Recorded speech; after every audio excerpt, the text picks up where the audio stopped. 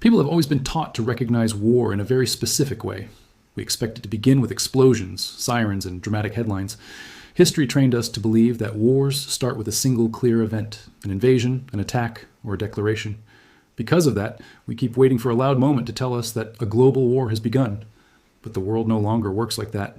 Power today is not only measured in missiles and soldiers, it is measured in data, technology, money, and influence. Modern conflict does not rush in through the front door. It quietly enters through systems we depend on every day. Electricity networks, financial markets, communication platforms, and supply chains have all become weapons.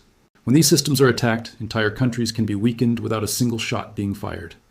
Cyber operations now have the ability to shut down cities in seconds. Financial pressure can crash currencies and destroy economies from thousands of miles away. Information warfare can divide societies by turning citizens against each other, spreading fear, confusion, and distrust. Bide. None of this looks like traditional war, and that is exactly why it is so dangerous. The most effective wars are the ones people do not immediately recognize. That is why modern conflicts rarely come with formal declarations. Declaring war creates consequences. It triggers alliances, international laws, and public panic. Today's powerful nations prefer a different approach. They operate in the gray zone, using language that sounds harmless. They call attacks technical issues, security measures, or economic competition. But behind those soft words are real strategies designed to weaken opponents step by step. This is also why the world feels permanently unstable. Major powers are constantly testing each other. Military budgets are rising, intelligence operations are expanding, and strategic alliances are being reshaped. At the same time, leaders continue to speak about peace and stability. That contradiction is not accidental. It is part of the strategy. What makes this situation even more dangerous is how normal life continues. People go to work, scroll through their phones, watch videos, and plan their futures. There are no air raid sirens, no global emergency announcements.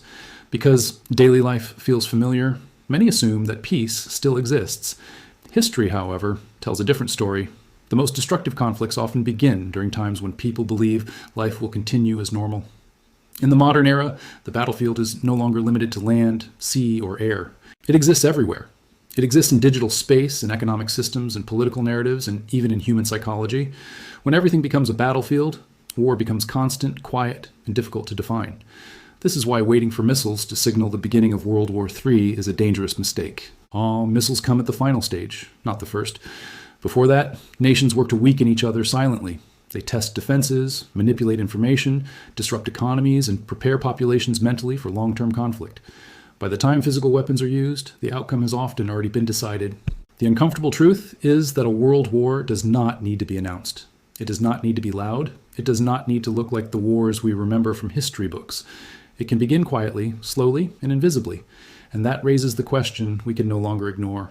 If modern war is silent, constant, and everywhere, how would we even know when World War III truly began? The most important thing to understand about modern global conflict is that it does not begin with violence. It begins with positioning. Long before any public crisis appears, powerful nations quietly move their pieces into place. Alliances are strengthened, supply routes are secured, technologies are restricted, and rivals are slowly surrounded, not with armies, but with pressure. This is why the current world feels like it is constantly preparing for something without ever admitting it. Look at how global power is organized today.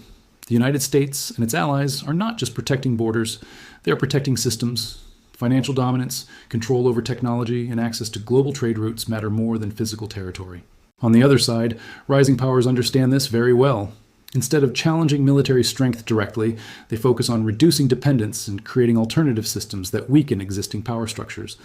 This silent competition is already shaping the world. Trade is no longer just trade, it is leverage.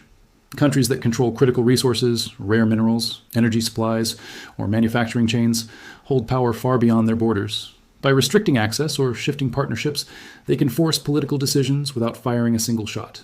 Sanctions have become one of the most effective modern weapons. Entire economies can be strangled slowly, creating internal unrest and instability that looks like a domestic problem, but is often driven by external pressure. At the same time, technology has become the center of modern warfare. Whoever controls advanced chips, artificial intelligence, satellites, and communication networks controls the future battlefield. This is why technology bans, export controls, and digital surveillance are expanding so rapidly. Nations are not just competing for innovation, they are competing for survival in a world where technology determines power. Cyber warfare plays a critical role in this silent conflict. Unlike traditional weapons, cyber tools allow states to attack without leaving clear fingerprints.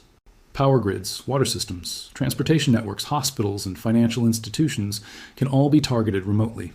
These attacks often appear as accidents, system failures, or technical glitches.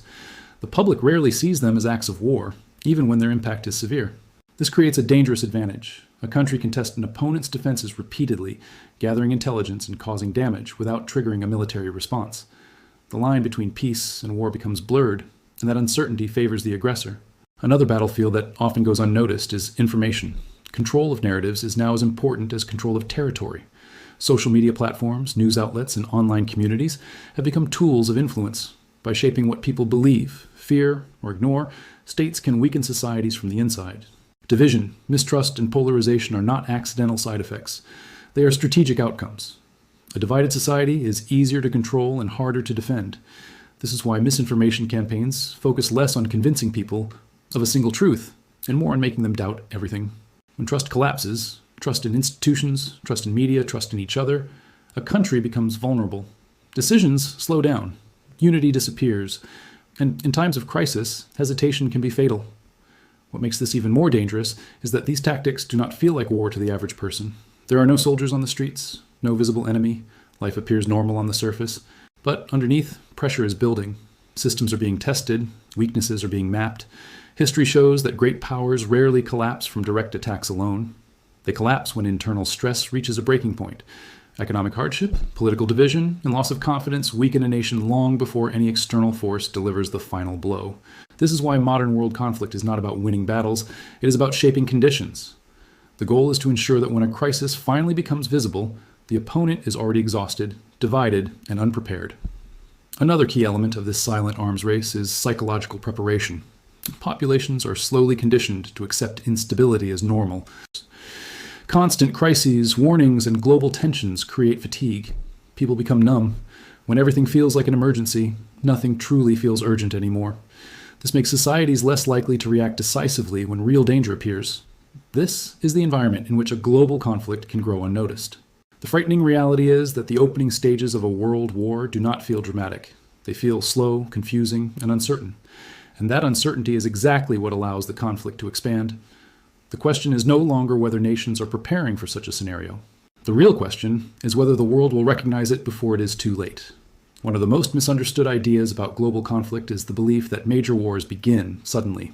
In reality, they are the result of long processes that slowly remove every peaceful option. By the time violence becomes visible, diplomacy has already failed in silence. This is exactly how the current global situation is evolving. The world today is divided into power blocks that increasingly see each other not as competitors, but as threats. Trust between major powers has eroded to historic lows. Every move is interpreted through suspicion. Military exercises are seen as rehearsals. Economic decisions are seen as attacks. Even humanitarian actions are questioned for hidden motives. When trust disappears, miscalculation becomes inevitable. This is one of the greatest dangers of a silent global conflict. When communication breaks down, small incidents can spiral out of control. A cyber operation meant to send a warning can be interpreted as preparation for a larger attack. A military drill can be mistaken for mobilization. In such an environment, reaction times shorten and patience disappears. At the same time, proxy conflicts are becoming more common. Instead of fighting each other directly, major powers support opposing sides in regional wars. These conflicts act as testing grounds. Weapons are tested, tactics are refined, and responses are measured. Each proxy war pushes the world one step closer to a larger confrontation, while still allowing major players to deny direct responsibility. This strategy keeps the global conflict fragmented and confusing. To the public, these wars appear isolated, different regions, different causes, different headlines. But behind the scenes, the same powers are involved again and again, pushing their interest forward without ever declaring open war. Another critical factor is military modernization. Around the world, armed forces are not just growing larger. They're becoming more automated, faster, and more reliant on artificial intelligence. Decision-making timelines are shrinking. Systems designed to react instantly leave little room for human judgment. In a crisis, algorithms may respond before leaders fully understand what is happening. This creates a terrifying possibility. A future escalation could occur not because leaders choose war, but because systems react automatically to perceived threats. When machines are given authority in environments filled with mistrust and uncertainty, the risk of accidental conflict rises dramatically. Nuclear weapons add another layer of danger. While they are rarely discussed openly, they remain central to global power calculations. Deterrence relies on rational behavior and clear communication. But in a world defined by misinformation, cyber deception, and hidden operations, clarity is disappearing. If one side believes deterrence is failing, pressure to act first increases. This is why modern global conflict feels so unstable. It is not just about power. It is about fear. Fear of falling behind technologically, fear of losing influence, fear of being surrounded, fear of internal collapse. When fear drives strategy, patience becomes weakness and restraint feels like surrender. Meanwhile, the global population is caught in the middle. Most people sense that something is wrong, but they struggle to define it. News cycles move too fast, crises overlap, attention shifts constantly. This creates confusion and fatigue. People become overwhelmed and disengaged, focusing on personal survival rather than collective awareness. This disengagement is dangerous. A society that does not understand the nature of the conflict it is living in cannot respond effectively. Without understanding, there's no pressure for our accountability, no demand for long-term thinking, and no resistance to decisions that quietly move the world closer to disaster.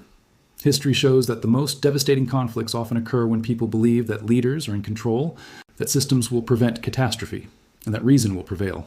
Those beliefs have failed before. They can fail again. What makes the current moment unique is how interconnected everything has become. A crisis in one region can trigger consequences across the globe within hours. Financial markets react instantly. Supply chains break, energy prices spike, political unrest spreads.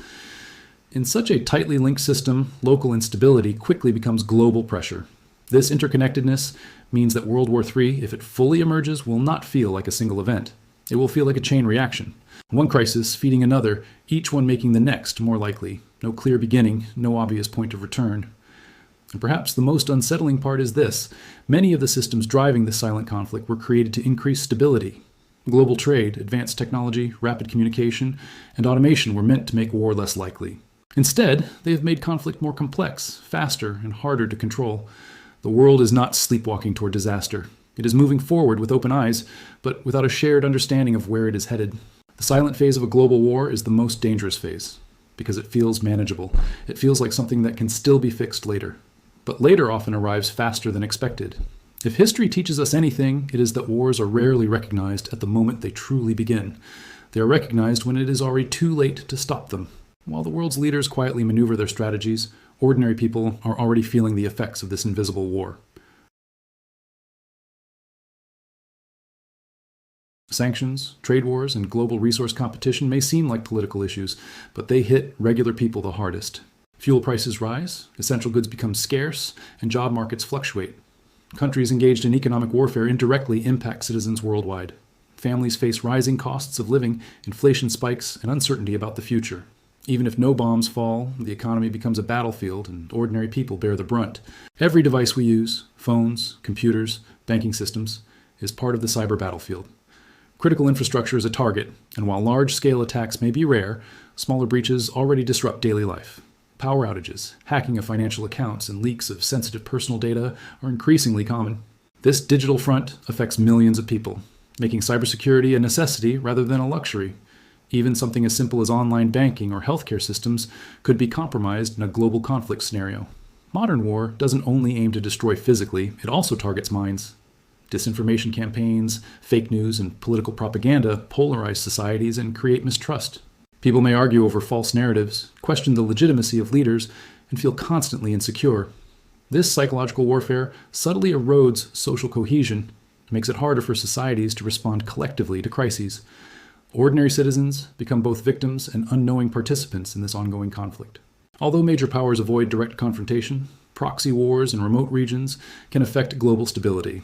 Refugee crises, supply chain disruptions, and regional instability ripple across the world. People in distant countries may feel these impacts indirectly, through rising commodity prices, disrupted trade, or humanitarian crises. Even if one isn't living in a war zone, the consequences of hidden wars are impossible to ignore in a connected world. While nations quietly prepare, ordinary people are increasingly encouraged or forced to consider emergency planning. Civil defense drills, cybersecurity practices, and awareness of global tensions are becoming part of modern life. Though these steps may seem minor, they reflect the reality that conflict is no longer confined to battlefields. The invisible war affects governments, economies, societies, and individuals alike. World War III may not resemble the wars of the past, but it is already shaping the planet. It is fought in boardrooms, cyberspace, markets, media, and behind closed doors. Its impact on ordinary people is subtle but significant. Rising costs, insecurity, digital vulnerabilities, and social polarization are all symptoms. Understanding these hidden battles is crucial. The sooner we recognize the reality of this ongoing war, the better we can adapt, protect ourselves, and navigate a world quietly moving toward conflict.